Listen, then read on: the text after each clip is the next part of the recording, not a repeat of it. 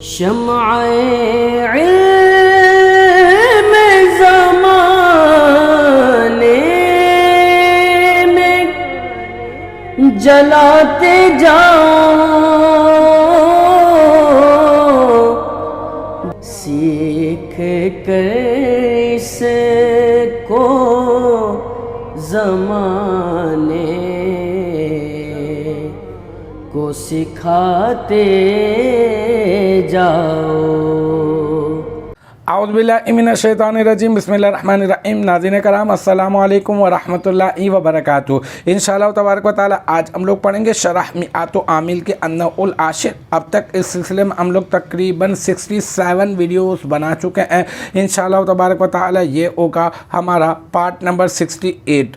آج کی جو ہماری عبارت ہے وہ ہے منفکہ بکرن عاقلاً، ٹھیک ہے۔ ہم بات کر رہے ہیں ما زالہ کی مثال کے اوپر، ما بریحہ کی مثال کے اوپر، ما فتیحہ کی، ان تینوں کی مثالوں کے اوپر بات ہو چکی ہے۔ اب منفکہ کی مثال جو ہے وہ آج ہم لوگ کوٹ کر رہے ہیں۔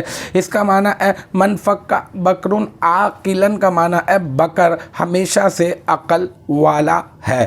تو منفکہ یہ کیا بن جائے گا؟ صیغہ واحد مذکر غائب فعل ماضی مثبت معروف، اور جو ہے فعل ماضی مثبت معروف نہیں ہوگا نا، بلکہ فعل ماضی منفی معروف ہو جائے گا، اور جو ہے یہ کیا ہو جائے گا، اس میں جو ہے بکرن اس کا اسم، ٹھیک ہے، افعال ناقصہ اس کو کہہ دیں گے، اور بکرن اس کا اسم۔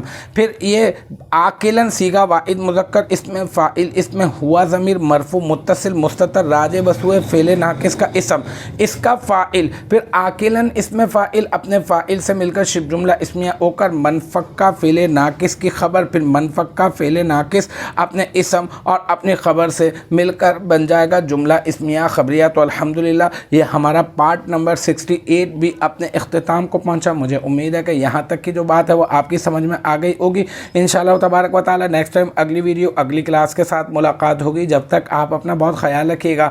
وآخر دعوانا ان الحمدللہ رب العالمین۔